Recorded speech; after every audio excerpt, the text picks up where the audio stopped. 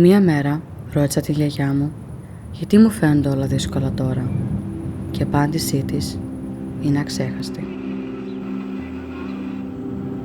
Είπε ότι η ζωή είναι μια ψυχή που χάνει τον δρόμο της και αν ο άνθρωπος τα αφήσει και δεν το φτιάξει, η ψυχή δύσκολα βρίσκει πίσω.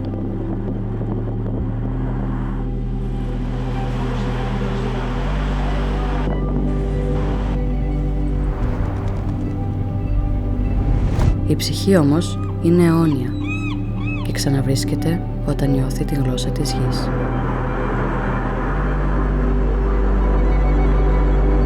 Η θάλασσα, αγάπη μου, είναι με τέτοια γλώσσα.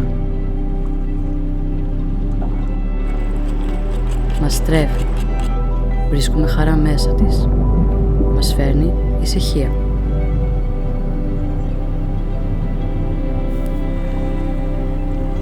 Μας βγάζει την κούραση και μας γεννάει ξανά. Η θάλασσα είναι άγρια και επικίνδυνη, αλλά μας χαρίζει ομορφιά και χάρη.